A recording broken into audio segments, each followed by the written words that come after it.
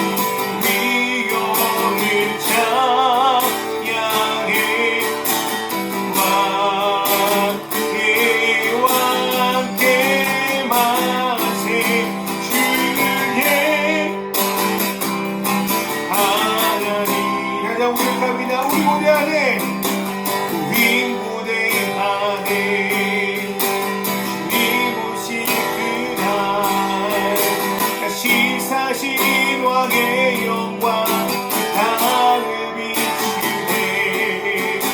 사랑의 권세를 앞에 묻어서 생명과 진리의 주권세 가장 높도다. 우리 예수 이름 앞에 서라고 모든 힘이 주를 시인해. 영광 중에 오실 주를 보리라. 선포해 왕께 만세. 존귀와 위엄을 찬양해. 왕께 만세. 주 예수 하나님 왕께 만세. 왕께 만세. 존귀와 위엄을 찬양해. 왕께 만세. 주 예수 하나님. 주 예수 하나님. 주 예수 하나님. 주 예수 하나님. 주 예수 하나님. 예수의 그리스도 예수 그리스도 예수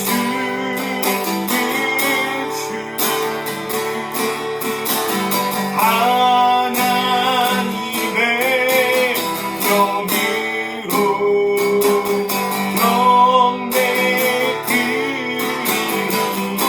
예수 그리스도 예수 그리스도 예수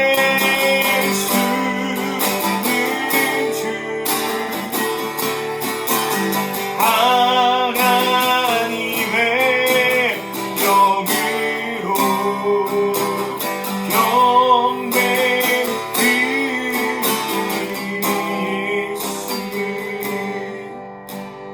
예수 그리스도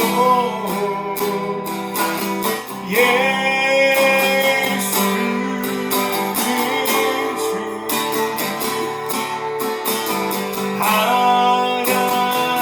하나님의 영으로 경배드리니.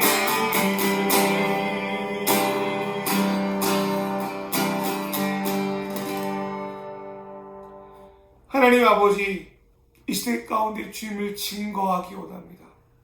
주님을 높여드리기 원합니다. 주님을 찬양하기 원합니다. 내 이름, 내 실력, 내 능력을 앞세우는 어떤 이들과 같이 살아가지 않고, 내 이름이 가려워져도, 내 행동이 보이지 않아도 예수 이름만 높이고 예수 이름만 찬양하고 예수 이름만 증언한다면 그것으로 족하게 하여 주시옵소서. 후회도 되고 고민도 되지만 하나님 앞에서 내 인생을 살아가게 하시고, 나는 죽고 예수로 사는 삶, 나는 쇠해지고 예수만을 높이는 세례요한 같은 삶을 살아가기 원합니다. 주님 인도하여 주십시오. 그리고 어제나 오늘이나 지금도 여전히 이름은 드러나지 않지만 예수의 이름을 드러내는 사람들 통하여 역사하신 하나님의 능력이 여전히 지금도 유효하다고 믿습니다. 주여, 이 땅 가운데 하나님의 교회를 세우시고 하나님의 집을 세우셔서 주님 오실 때까지 주님의 영광과 주님의 이름을 드러낼 수 있도록 축복하여 주시옵소서. 이 예배가 그런 예배 되길 바랍니다. 예수님의 이름으로 기도합니다.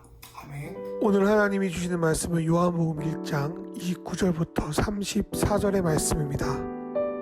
다음날 요한은 예수께서 자기의 오시는 것을 보고 말하였다.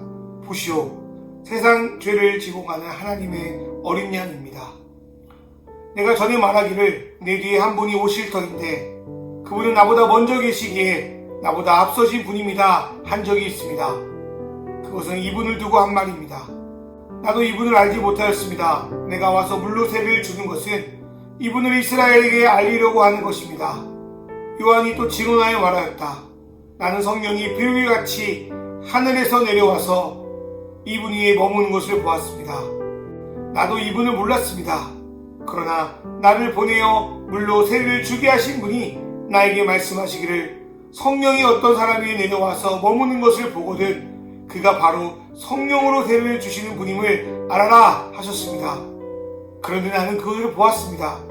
그래서 나는 이분이 하나님의 아들이라고 증언하였습니다. 아멘. 할렐루야. 맛있는 교회 온라인으로 예배하신 여러분을 주님의 이름으로 환영합니다. 사람들은 저마다 자기 자신을 드러내기 위한 삶을 살아갑니다. 어떤 조직이나 모임에서 자신이 주인공이 되지 않으면 힘들어하고 삐지고 또 괴로워하다가 그 관계를 끊어버리는 경우가 매우 많습니다. 이런 일들은 교회 안에서도 비슷하게 일어나는 것 같아요. 자신은 예수를 따른다고 하고 자신은 하나님의 영광만을 위해서 산다고 말은 그렇게 하면서도 예수의 영광이 아니고 다른 사람을 높여주는 삶이 아니라 나의 영광을 드러내길 바라는 사람들이 너무나도 많습니다. 그런데 여기 그리스도인들이 어떤 삶을 살아야 하는지를 제대로 알려주는 사람이 있는데 그 사람은 바로 세례 요한입니다. 우리는 이미 저번 주 또 말씀에서 세례 요한이 자신을 광야의 소리로 소개한 것에 대해서 들었습니다.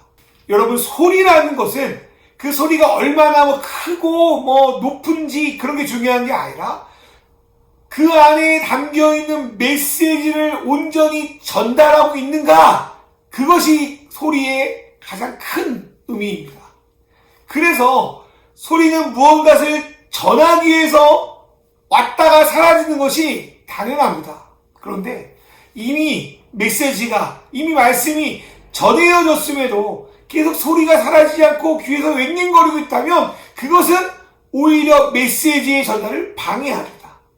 그런 의미에서 세례 요한은 말씀이신 예수 그리스도를 전하는 소리로서만의 역할을 충분히 감당했다가 사라집니다. 또 그게 어쩌면 저와 여러분의 역할일지도 모르겠습니다. 오늘 말씀을 보니까 요한 앞으로 예수님이 다가오십니다. 요한복음에는 직접 언급하고 있지는 않지만 다른 복음서를 보면 이게 아마도 세례를 받기 위해서 예수님이 오고 있지 않았나 추측을 할 수 있습니다. 드디어 요한은 자신이 이제까지 광야에서 메뚜기와 석청을 먹으며 백성들 안에 쌓아온 모든 경력과 신뢰를 예수를 전하기 위해서 써야 할 때가 왔습니다. 요한은 예수께 세례를 주는 것을 기점으로 자신은 점점 쇠하여지고 예수가 흥하여지는 것을 알았을 겁니다. 만약 제가 요한이었으면 어땠을까 생각을 잠시 해봤습니다. 예수의 오실 길을 준비하는 것이 사명인 요한처럼 목사로서 저 역시 나의 삶과 또 말을 통하여 예수를 드러내야 되는 소명을 갖고 있습니다. 그런데 막상 예수가 나에게 다가온다면 내가 이제까지 쌓아온 경력과 신뢰 그런 모든 것이 예수의 뒤로 감춰지게 될 것입니다. 그럴 때 어떤 선택을 할까요? 요한처럼 원칙대로 자신의 모든 것을 예수의 그림자에 감춰두고 예수만 드러나게 하는 선택을 할 수 있을 것인가? 아니면 자신이 이대로 사라지는 것을 더 이상 참을 수 없어서 예수님을 제껴주고 자기만 드러낼 것인가? 어쩌면 우리 눈으로 볼 때 목회적으로 성공한 사람들 중에 상당수가 예수가 아니라 자신을 드러낼 선택을 해서 이루어지는 것이 너무나도 많습니다. 예전에 어떤 지인과 대화를 하면서 어떤 목사님에 대한 또 이야기를 잠깐 나눴어요. 그 목사님은 교회가 어려울 때 또 성도들을 선동하여서 교회를 갈라지게 하고 또 성도들을 빼가지고 교회 개척을 해서 어쩌면 소위 건물도 또 나름 잘 짓고 성공한 또 사람이었던 거죠. 그 지인분이 목사님에 대하여 설명하기를 이런저런 여러 가지 말들이 있었지만 뭐 그 목사님 성공했잖아.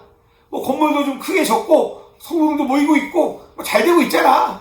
뭐 그렇게 말하더라고요. 거기에 대한 제 대답은 뭐였을까요?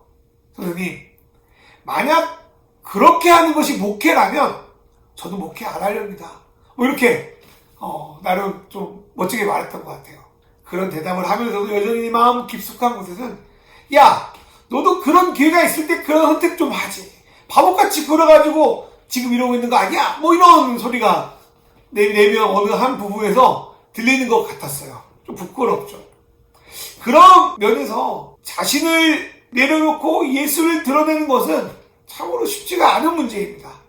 저도 평생 이 둘 사이에서 고민할 것 같아요. 그리고 생각할 것 같아요. 그런데 그때마다 제가 떠오르는 분이 한 명 있는데 그분이 바로 오늘 본문에 나오는 세례 요한입니다.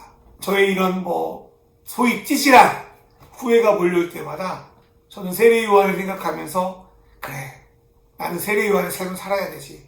예수를 통하여 나를 돋보이려는 것이 아니라 나의 삶을 통하여 예수를 드러내게 해야지 하면서 마음을 다잡습니다.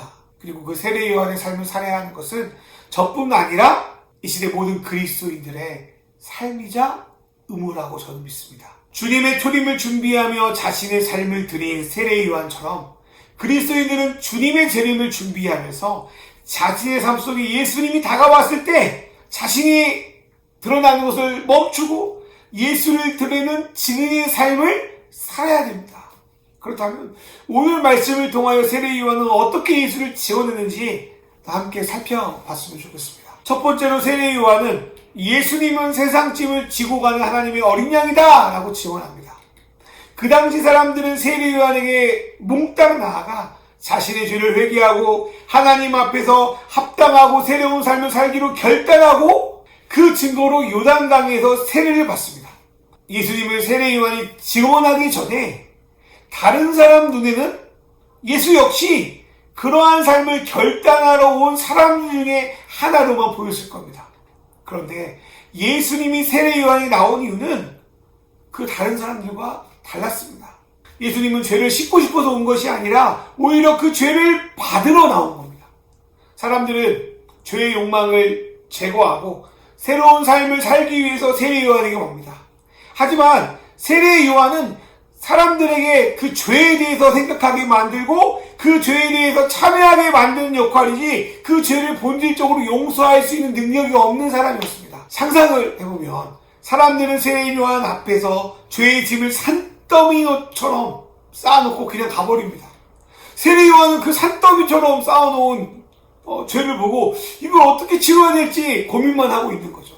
그때 그의 짐을 모두 가져가기 위해서 단 한 사람이 등장하는데 그분이 바로 예수 그리스도이신 겁니다. 구약에서 어린 양은 사람들이 죄를 대신하여 짊어지는 제물로서의 역할을 감당합니다. 산 제물로 죽어야 되는 이삭을 대신해 죽은 것은 또 양이었고요. 이스라엘 백성이 애굽으로 나올 때 집안의 장자를 죽게 하는 재앙을 피할 수 있었던 것도 어린 양의 피를 문설주에다 발랐기 때문입니다. 특별히 1년에 한 번 이스라엘 모든 공동체의 죄를 지고 가는 대속죄일에 두 염소가 선택되는데요. 한 염소는 하나님께 제물로 바쳐지고요. 한 염소는 아사셀 염소라고 해서 이스라엘의 모든 죄를 지고 죽음의 광야로 내던져버립니다. 예수님이 받으신 세례의 의미는 이 두 가지 염소 모든 역할을 의미하고 있습니다. 그리고 실제 예수님께서 세례를 받으신 후에 어떤 일이 일어납니까? 사역의 시작을 아사셀 염소처럼 광야로 나가셔서 시험 받으시고요. 사역의 마지막을 십자가에서 모든 일을 위한 단번에 영원한 속죄물로 드림으로 완성하셨습니다. 그래서 요한은 예수님을 가르쳐 뭐라고 말하냐면 세상짐을 지고 가는 어린 양이다 라고 표현합니다. 예수님은 세상의 모든 죄를 모아서 자신의 생명으로 몽땅 다 태우시기 위해서 이 땅에 오신 하나님의 어린 양이십니다. 또 우리는 그 예수님의 희생을 통하여 하나님과의 관계가 회복되고 영생으로 들어갈 수 있게 되었습니다. 그런데 세례 요한이 만약 자신만을 높이고 인정받기를 구하는 사람이었다면 예수님이 어떤 분인지를 제대로 전하지도 않았을 겁니다. 자신이 구원자 행세를 하고 싶어하지 남에게 그 자리를 빼앗기고 싶지 않았을 것이기 때문입니다. 하나님의 어린 양이라는 뜻은 에레미야와 에스겔에 예언된 새 언약을 하나님과 백성 사이에서 중개하고 갱신해주는 메시아라는 의미를 갖고 있습니다.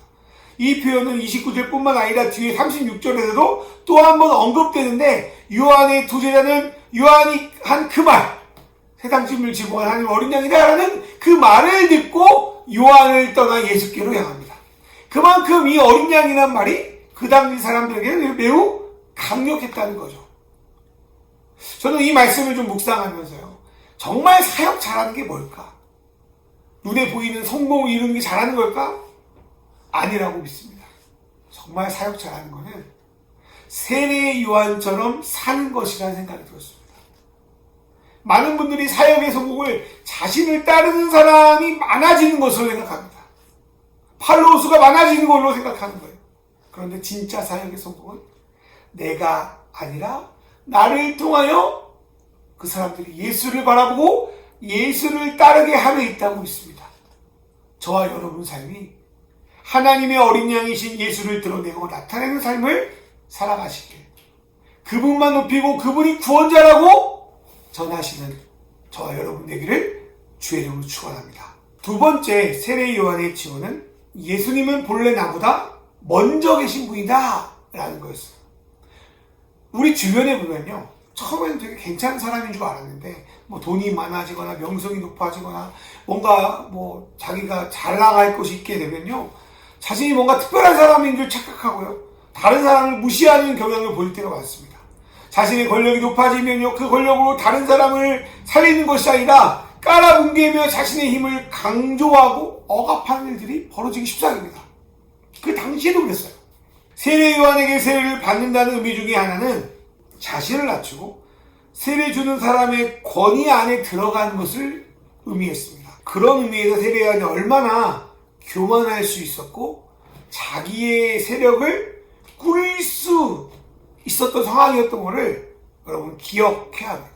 그만큼 세례 요한은 조금만 잘못하다가는 교만해질 수 있는 위협이 있었습니다. 그러나 세례 요한은 자신을 향해 세례받는 수많은 사람이 있음에도 그 겸손함을 잊지 않습니다. 그가 그럴 수 있었던 것은 나보다 먼저 계신 분을 기억했기 때문입니다. 다른 말로 태초부터 함께 계셨던 그분을 기억하며 그분이 내 주인이지, 그분이 나의 모든 것을 주셨지, 그분이 나보다 앞서서 모든 걸 준비하셨지라는 그 사실을 늘 기억하고 잊지 않고 있었다는 거예요. 그런데 진정한 증언이 나옵니다. 내 인생의 주인공이 나라고 생각하면 자신을 드러내기 힘쓰신 예수를 드러내는데 힘쓰지 않습니다. 그러나 자신이 조연이고 자신이 엑스라고 은혜로 이 자리 가운데 서 있던 것을 알면, 진짜 마음에 알면 어떤 일이 벌어지든지 점점 겸손해지고 예수님이 사랑하는 주변의 이웃을 섬기는데 힘쓰게 됩니다. 그리고 이러한 삶이 예수가 말씀하신 그리스도인들이 보여줘야 될 삶인 것입니다. 사람이라면 누구나 자신이 돋보이고 싶고 맨날 서서 영향력을 발휘하고 싶습니다. 저도 그럴 때가 많아요. 그러나 진정 하나님을 왕으로 모시는 사람은 하나님이 자신에게 허락한 위치를 알고 주어진 것 안에서만 최선을 다합니다. 쉬운 말로 우리가 아무리 날고 기어도 주님이 먼저 계시다는 걸 절대로 잊지 않아야 됩니다. 그걸 잊어버리면 겸손하지 못하고 교만하게 됩니다. 아무리 요한이 예수님에게 세례를 주었더니 간에, 육신으로서 예수님의 사촌 형이든 간에 그게 중요한 게 아니라 요한의 자리는 늘 예수의 뒷자리라는 거예요. 요한도 그러한데 하물며 우리겠습니까? 사랑하는 여러분, 우리는 예수님을 늘 우리 앞에 모시고 그분이 나의 주인이구나, 그분이 나의 오리지널이구나를 늘 기억해야 할 줄 믿습니다. 우리가 그렇게 섬김의 증언을 할 때 우리를 증언하신 분은 반대로 누구시냐면 예수님이라는 거예요. 그러니 그 섬김의 증언은 손해보고 끝나는 것이 아니라 우리가 예수님께 얻을, 예수님께서 주실 영광이 되는 것입니다. 그 사실을 믿을 때 우리는 더 이상 보이는 것에 절망하지 않고 그분을 따라가는 것으로 기뻐하며 예수 그리스도를 섬김으로 내 주변 다른 이웃들을 섬기게 됩니다. 이게 바로 증언입니다. 세 번째로 세례 요한의 증언은 예수는 성령으로 세례를 베푸신다라는 거였어요. 우리에게 성령이 임한다는 것은 어떤 의미인 줄 아십니까? 내가 바라고 원하는 것들이 이루어지는 것, 성령이 정말 임하는 것일까요? 물론 그러한 것들이 겹칠 수는 있겠어요. 그러나 하나님의 성령이 임하는 것은 하나님의 뜻과 계획이 실제 우리 삶 속에서 변화로 나타나는 것을 의미합니다. 첫째로 성령은 우리에게 하나님 뜻이 무엇인지 알려주심으로 우리 생각을 변화시킵니다. 구약의 선지자들을 보시면 자기 스스로 말하는 사람이 아니라 하나님의 영 성령이 임한 다음에 그 성령이 가르쳐주신 그 메시지를 전달하는 메신저 역할을 감당합니다. 그리고 그 메시지를 전하는 사람뿐만 아니라 그 메시지를 듣고 변하는 사람들 역시 그 성령의 은혜를 받은 사람입니다. 둘째로 성령은 우리가 하나님의 뜻을 행할 수 있도록 도우십니다. 예수님은 지금껏 자신을 따라올 수 없는 제자들을 향하여 이렇게 말하시는데, 지금은 너희가 나를 따라올 수 없지만 내가 집을 예비하면 보혜사 성령이 오시면 모든 것을 할 수 있다. 너희 중에 나보다 더 큰 일을 할 수 있는 자도 있을 것이다. 그렇게 말씀하시는 거죠. 그래서 성령은 내가 하지 못하는 것을 하게 하고 나를 통하여 주님의 뜻을 드러내십니다. 성령은 세례 요한을 이끌어 광야에 살게 하셨고요. 또 예수님을 나중에 이끌어서 광야에서 40일 동안 금식하게 하셨어요. 그러나 그 일이 우리 힘들게 하려는 것이 아니라 하나님의 뜻을 행할 수 있도록 도우셨던 일이라는 겁니다. 사랑하는 여러분, 성령의 도우심을 훈련받길 주를 축원합니다. 세 번째, 성령은 우리가 합당한 열매를 맺을 수 있도록 도와줍니다. 우리를 예수 닮게 만드시고요. 그분이 우리를 창조하신 모습대로 우리를 빚어가시고요. 또 그 뜻대로 행하게 하십니다. 그래서 인생 전부를 죄의 열매를 맺으면서 살아가야 될 우리가 이제는 우리의 삶 속에 성령의 9가지 열매를 맺는 삶으로 변화시킨다는 거예요. 그리고 그 성령을 주시는 분이 바로 누구냐면 예수 그리스도 한 분뿐이라는 겁니다. 우리는 예수 그리스도를 통하여 성령을 받습니다. 그리고 그 성령을 받은 사람은 내 삶이 변화될 수밖에 없습니다. 그럼 여기서 약간의 의문이 있습니다. 누가복음을 보면요, 세례 요한과 예수님은 이미 친척 관계이고요. 또 마태복음을 보면은 예수님이 세례받으러 요한 앞에 나갔을 때 요한은 예수님, 제가 어떻게 당신에게 세례를 받습니까? 내가 받아야죠, 당신에게. 그럼 어찌 나에게 세례를 받겠다고 하십니까? 라고 이렇게 물어봐요. 이런 말은 이미 오랫동안 알고 있고 교제하지 않는 사람에게는 나올 수가 없는데요. 그러니까 세례 요한은 평소에 예수님을 알았다 몰랐다? 알았다.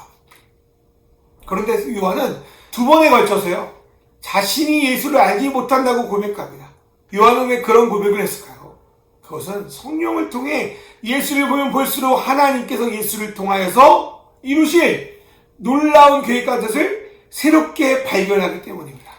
예를 들어 저는 아주 어릴 때부터 예수를 잘 믿는다고 생각했지만 지금 생각하면 참 부끄럽습니다. 예수님이 제대로 누구신지 무슨 일을 하러 오셨는지도 잘 모르면서 그냥 막 크게 소리 지르고 막 그렇게 해야 은혜 받는다고 해서 막 그렇게 막 따라갔던 것 같아요.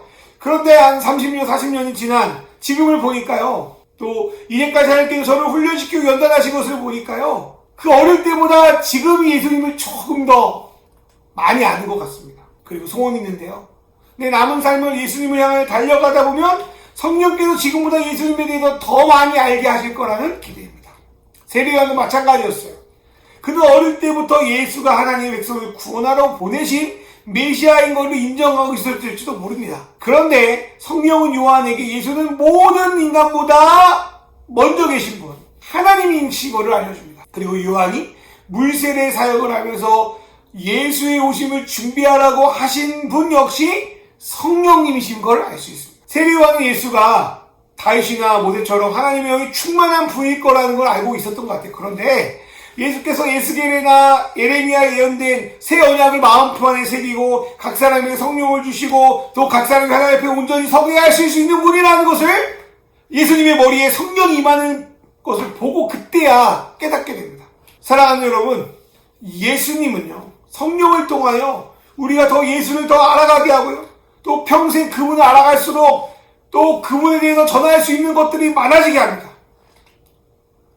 그리고 성령 안에 있어야 그분의 온전하신 뜻을 행하고 나타낼 수 있습니다. 저 여러분이 그 성령 안에서 주님을 증거하는 축복이 넘쳤으면 좋겠습니다. 네 번째로 요한의 증언은 뭐였냐면 예수님이 하나님의 아들이라는 걸 증언했다는 거예요.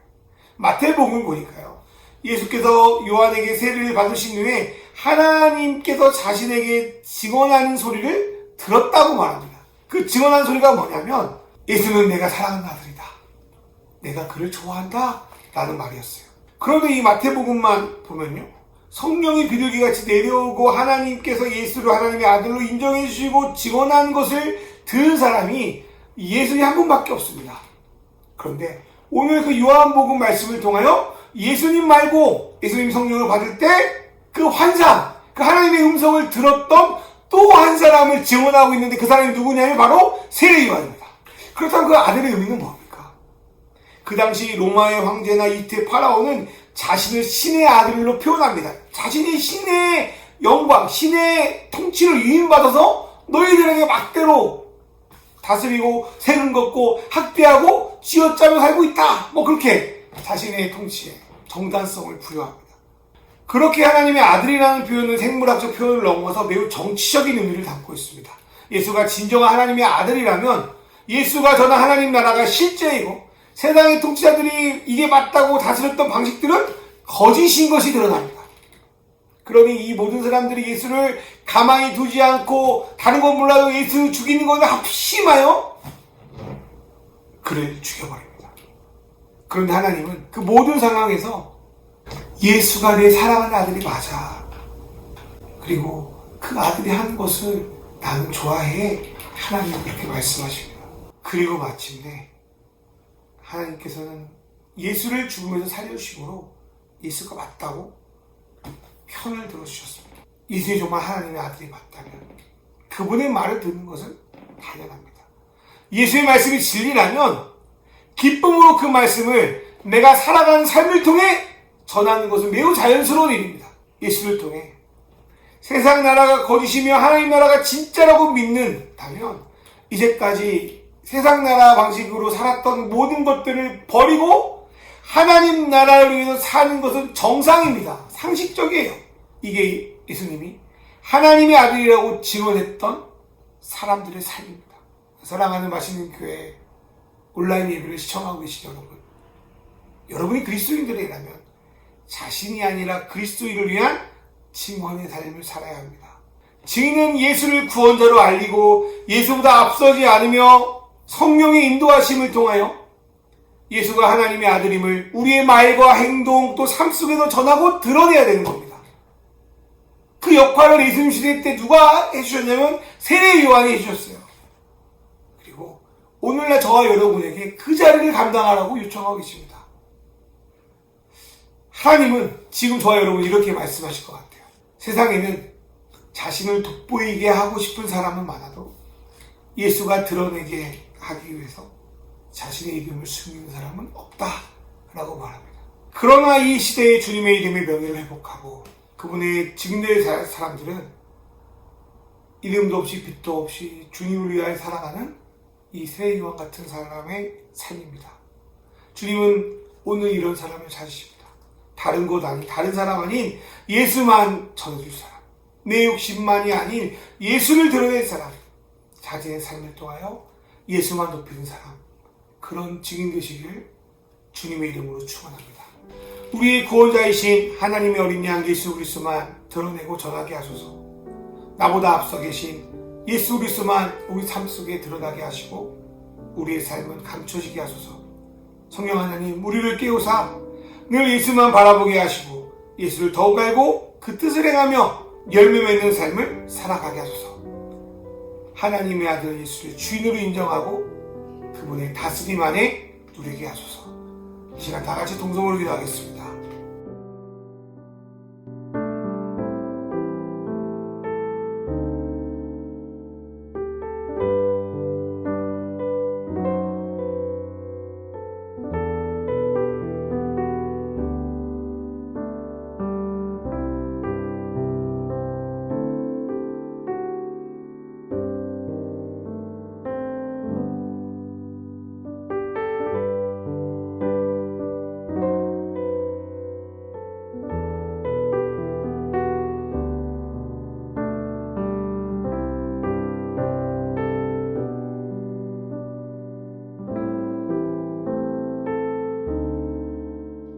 하나님 아버지, 모두가 자신의 얼굴을, 자신의 명성을 홍보하기 위해 바쁜 시대 가운데 이렇게 하나님께 예배드리러 나온 믿음의 자녀들을 주님의 이름으로 축복합니다.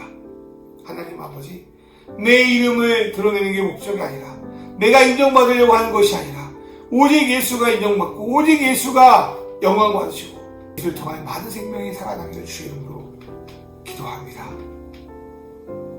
우리의 구원자이신 하나님의 어린 양을 부리고 바르고 돕게 하여 주시고, 어떤 일이 있어도, 낙심된 일이 있어도, 교만한 일이 있어도 주님이 여전히 나의 기둥이 되어주시고 나의 삶의 목표 되신다는 것을 기억하게 하여 주시고, 성령 하나님 우리를 깨우셔서 우리가 의사가 아니라 성령의 9가지 열매를 맺게 하여 주시옵소서. 그리고 그 다스림 가운데 기도합니다. 주여 축복하여 주시옵소서. 예수님의 이름으로 기도드립니다. 아멘. 이제는 우리 주 예수 그리스도의 은혜와 하나님 아버지의 사랑과 성령님의 인도하심이 이제 새 요한처럼 자신의 이름을 감추고 주님만 높여드리며 주님이 주신 축복을 받기 원하는 우리 맛있는 교회 성도들과 이 영상을 보는 모든 믿음의 자녀들과 앞으로의 모든 일 가운데 이제부터 영원히 함께 하시기를 간절히 축원하옵나이다.